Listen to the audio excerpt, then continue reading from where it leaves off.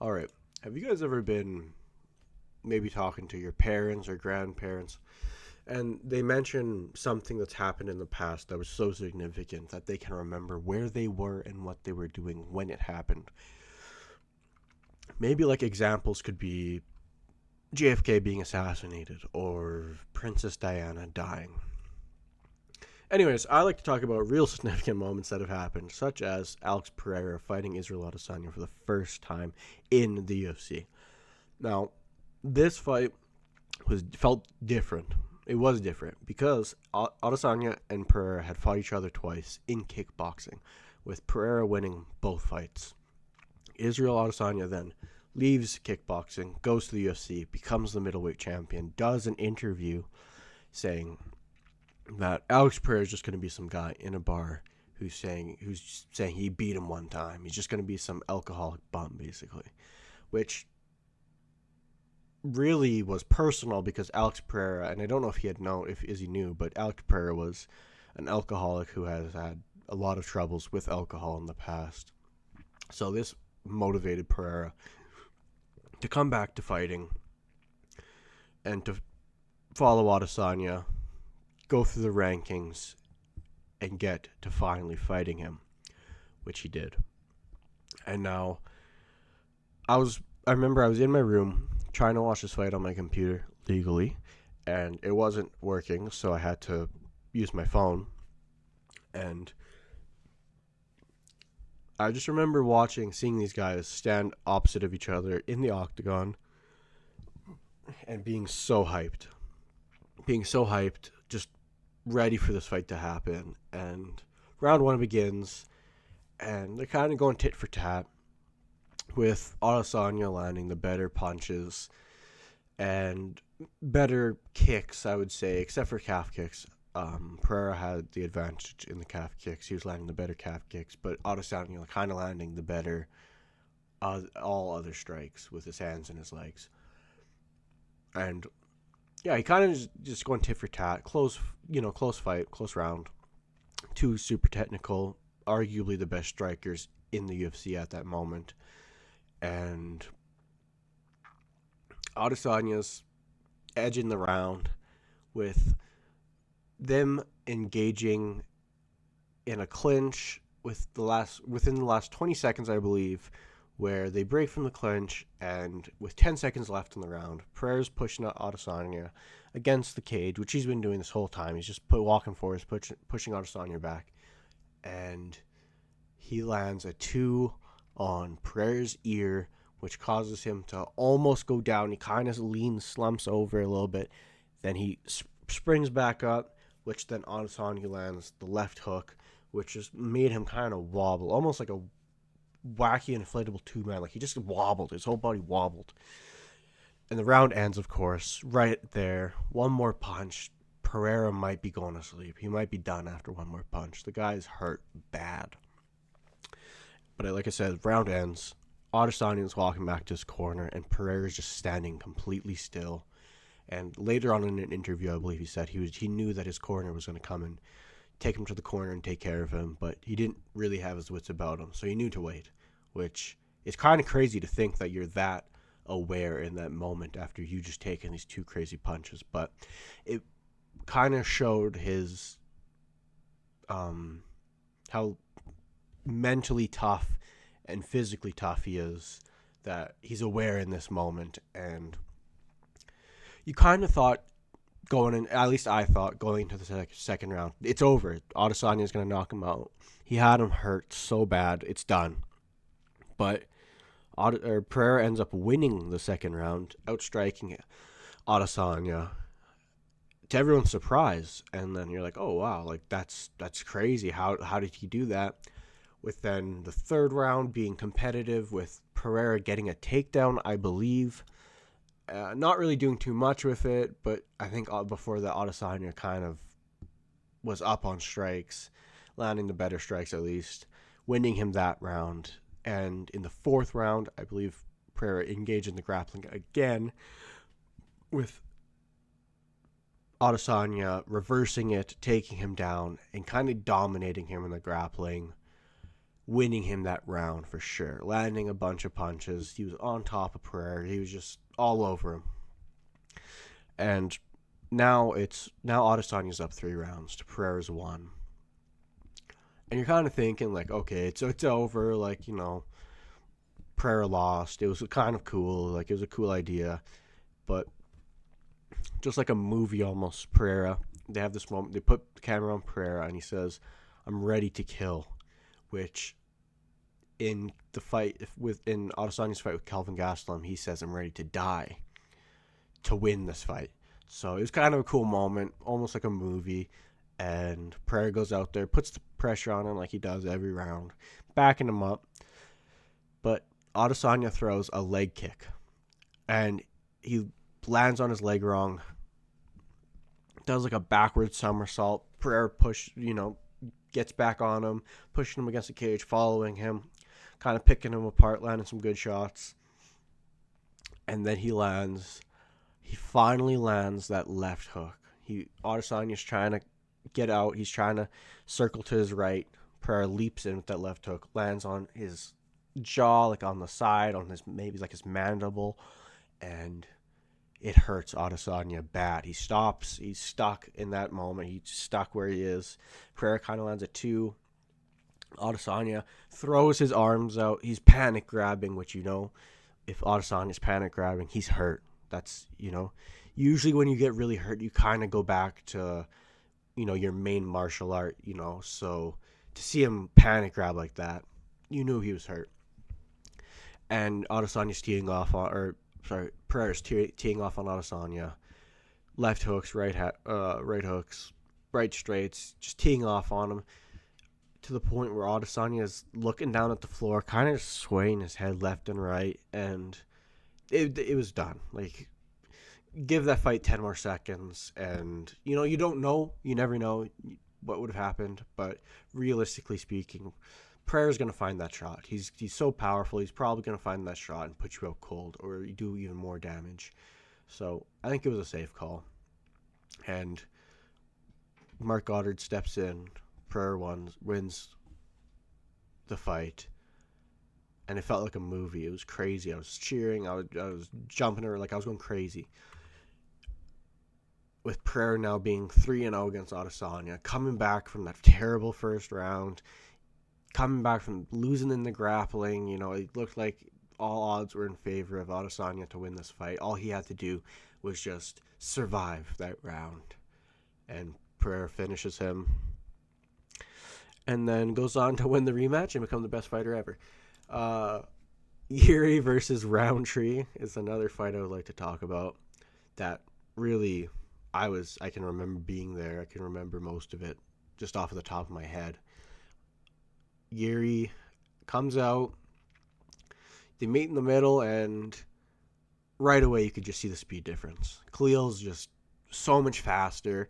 He's throwing combinations. He's blitzing in, throwing these combinations. He doesn't really turn over his punch. He's kind of landing with his forearm, but he's still, Yuri can't touch this guy. Yuri kind of it almost looked like his leg was injured. He's kind of slipping around. He can't really get started. Terrible start for Yuri. And while all this is happening, Khalil's chopping his legs, throwing those crazy calf kicks, and it's looking bad for Yuri. He'd kind of throw this not panic, but he would kind of go look for this flying knee that was not there. So he'd just jump up in the air, and no one really, he was just very awkward. And then he kind of started throwing a punch after a little bit. He would throw a punch after, he threw a punch after he went up for a flying knee. It's kind of funny. But Khalil winning the first round. Khalil winning the second round. There was a moment, I don't know if it was in the first or the second, and Yuri's kind of hesitating too, but Yuri gets a hold of Khalil, and he's winding up a punch, but he's just hesitating. And then within him hesitating, Khalil lands a punch on Yuri, and you can see that kind of made him angry, and he realized he needs to stop hesitating. And he builds a little bit of momentum at the end of the round 2, and then round 3 begins, and the tides change. Yuri's all over Khalil. He knows he needs this, and it in the same way with Pereira, you can't give these guys any level of success because they will build into it and they will finish you, which you saw in this fight. Prochazka's landing these body kicks, with his toes right on Khalil's like belly button area, which you could see had an effect on him. And then he started landing his jab. He started landing the straight. He landed a couple good left hooks.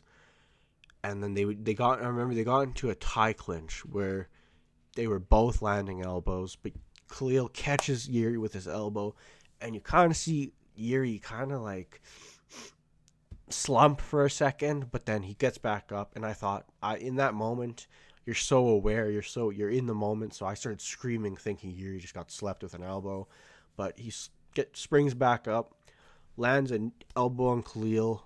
Khalil kind of backs up, and you see the damage different. Like, you can just see the damage on Khalil. And Yuri's just kind of beating the shit out of him. Backs him up against the cage. Lands a 1-2 and then a 3. Kind of hesitates on the 3 a little bit, but he throws it. Lands perfectly on Khalil. Puts him out. Yuri kind of pushes him down. He was falling down anyways, but kind of pushes him down. Walks off KO. Goosebumps, man. That was insane. Insane fight to watch. I will remember that fight. All of these fights are just going to stay with me forever. That's for sure one of them. Oh, and it was more recent, but still, that kind of just showed what Yuri's the best at. He's super tough. He's in it at any round. You could be beating the shit out of him, and he'll pull something out in the last round, whatever round it is. He'll pull something out, and he'll win the fight. The next fight I would like to talk about is Petr Yan Merab 2. These guys fought previously with Merab winning every round dominantly, taking him down, failing takedowns, landing more strikes. And Yan just couldn't get anything going in that fight. And Yan later went on to say, like, the first fight his hand was injured and that's why he lost. But it's hard to believe that, or not hard to believe, but it's hard to use that as an excuse because it's fighting. Everyone has an injury. That's what they do. They fight all the time. So everyone's injured, Most people don't really let them, give people that excuse, but he proved that was really what happened. He proved that with a healed right, or a non-broken right hand, what he can do, and he dominated this fight. He kind of, in the first 2 rounds, he kind of stayed in an orthodox stance with his right hand glued to his face. His left hand, he kind of had a long guard, and he was just jabbing Merab. Merab couldn't really, he would try and jab back, but the striking difference, the skill level in the striking, you could just see right away. In the first round, Merab finally lets that right hand go, and it's fucking gold. It lands right on Merab's chin, and it hurts him. And I noticed Merab kind of starts chewing on his mouth guard whenever he gets hurt. And you could see Merab chew on his mouth guard. And I thought, holy shit. But Merab actually ended up winning the first round anyways. But I think that was all Yan really needed to start to get going in this fight. And Yan counter-wrestled. Merab just really couldn't get him down. Yan implemented this like elbow to the forearm while he holds him against the cage, and you could see Merab walking back to the corner, and he's rubbing, looking at his forearm like, what the fuck was that? And I think that played a huge factor in Yan winning the fight, because he just couldn't stall time in that position. And I think that's something maybe fighters could take from that fight to counter that wrestling, being the elbows to the forearm. And yeah, Yan just picks Merab apart. He goes into southpaw and he starts landing these body kicks. One of them being the one that everyone's seen, where he lands this body kick, lands right on the liver, and Merab, and you can just hear that snap sound, man. It was crazy. And Merab's holding his liver. He's jumping up and down, just screaming. And I think even Yan might have even like let out a little smile or something. He just walks him down.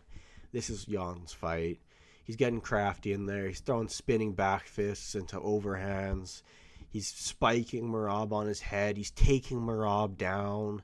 And he lands this left hook to the body, right on the liver. It was crazy watching Merab get the dog shit beat out of him by a guy he beat the shit out of a few years ago. And Merab went on to go on this losing streak. Everyone thought, whatever. Crazy. He comes back, and he puts a beating on Merab. Merab looks like he's been hit by a fucking car. His face is just... Till this day, Merab's nose is still fucked. It was such a crazy fight. It ends. Merab's just leaking from his face. Jan knows he won. Everyone knows Jan's won this fight. And just watching the belt be wrapped around Jan and him doing his little whistle, and man, the air had never felt fresher when I was leaving my buddy's house to go back home. That was a great night. That was a night I will remember for a very long time. The last fight I want to talk about, there's more fights I would like to talk about, but I'm yapping too much and I'm going to run out of time. So the last fight I would like to talk about is Tony Ferguson versus Justin Gaethje. Now, going into this fight, Tony Ferguson was supposed to fight Khabib. It's not going to happen. They both pulled out at this point. And Tony Ferguson's now cut weight twice to take on, and I don't know why he did it, but he cut weight twice to take on Justin Gaethje. And, at this point, Tony Ferguson's kind of that guy. Everyone's buying into the and it's Justin Gaethje. I think most people probably thought Tony Ferguson was just going to walk through him, which did not happen at all. First round, Gaethje is just throwing crazy overhand rights into left hooks with all his power, but they're landing. And Tony Ferguson's kind of, he's throwing back. He's having some success. He'd throw like a head kick into a straight or a head kick into a jab or something along those lines. And he would land, but they just wouldn't have anywhere near the same effect that Justin Gaethje's punches were having. And Justin Gaethje would also throw those calf kicks that he throws. And Ferguson was known as the guy, he's super tough. He still is known as the guy who's super tough, but, you can't really hurt this guy. You can do whatever you want, but he's going to kind of just grit through it. But Gaethje was landing those leg kicks, and you could see they had an effect on Ferguson. Because Gaethje just throws those leg kicks with either leg, and he throws them inside, outside, doesn't matter, shin to shin, he doesn't care. He's just gonna fucking throw them. And like I said, you could see they were having an effect. Ferguson would kind of hesitate to put his foot back on the ground, and he was smiling, which you kind of know, like, it just means like that hurts. So Ferguson would also really hesitate. I noticed when Gaethje would kind of sway his head left and right and then load up with a punch, Ferguson would hesitate the whole time and then get hit with the punch instead of either getting out of the way or throwing something while Gaethje's moving his head. Maybe he could have thrown a head kick or something, but he would hesitate and then Gaethje would land the punch, and he has taken damage. He's already taken a lot of damage, with Gaethje winning the first round, in my opinion. And Ferguson going into the second round, he's taken some damage. It's, it's close. But that, second round, kind of the same story. Gaethje landing the calf kicks, loading up. Gaethje, what the fuck is a jab? Just throwing hard punches. Ferguson kind of just getting hit with them way too much. But Ferguson was doing this weird thing where he was punching the legs, Ferguson always throws like weird strikes. He's kind of a goofy fighter. He would throw these punches to the legs, and he could throw 1,000 of those punches to the legs. They would not add up to one Gaethje leg kick in that fight. So I feel like part of him was just trying to get him back for those leg kicks. He'd throw his own leg kicks and the punches. It's still, you could just see the difference. But end of round 2, you kind of think, okay, whatever. And then they both go for an uppercut at the same time, but Gaethje telegraphs his uppercut really bad, like a cartoon almost, throws that uppercut Tony Ferguson throws an uppercut same time, but he gets his head off the center line. Gaethje gets hit with the uppercut. Ferguson does not. Gaethje gets dropped. Not too bad. Goes down to the knee, gets back up straight away. Round ends, and you're thinking, okay, Ferguson's, he's built. He's in this fight now. He might win this. He might win this next round, or he might win the fight, I guess. Which did not happen at all. Ferguson proceeded to take a beating, a devastating beating from Justin Gaethje. He took more damage than, and like, you can't take the amount of damage he took. He took life-altering damage in this fight. He just couldn't really get going. Ferguson couldn't really get going in this fight. Gaethje just landing those calf kicks, overhands, left hooks, just over and over.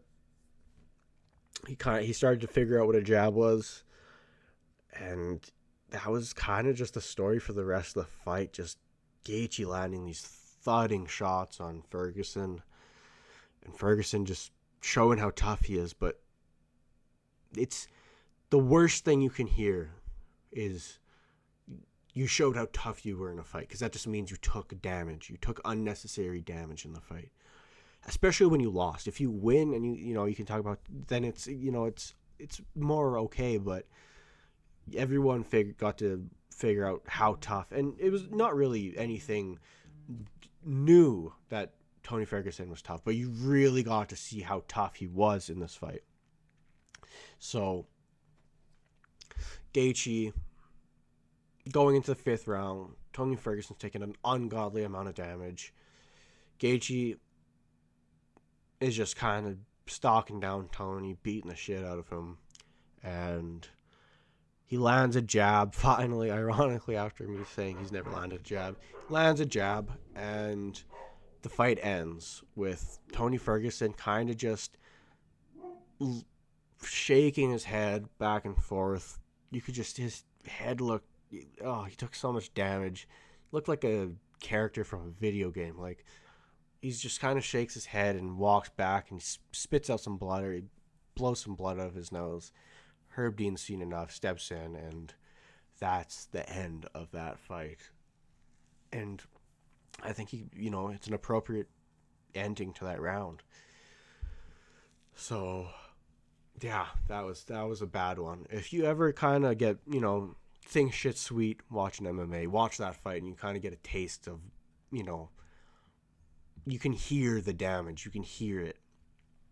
And yeah, it shows you how tough all these guys are, that fight, the shots that they take and the damage that they take to their legs, to the head, to the body. It gives you a lot of respect for the fighters, I guess, which sometimes, you get, just, you kind of, you take it for granted. So I like to watch that fight every now and again, and I'll always remember it. But yeah, those were some of the fights that I will probably remember for the rest of my life. And yeah, I kind of want to make some boxing videos, but I don't know. I know not a whole lot of people are into boxing right now. It's kind of a dead sport. Not dead, but it's kind of a dying sport. Not as many people are watching it. There hasn't been as good of events going on. But yeah, I like boxing too. There's a lot of good boxing fights that I like to talk about. What are some fights that you guys think could that you'll remember for the rest of your life? Let me know what are some of those fights for you guys. I know for sure these are fights for me. There are more, but like I said, I don't want to yap too much. Don't want to make too long of a video. But yeah, that's it. And subscribe.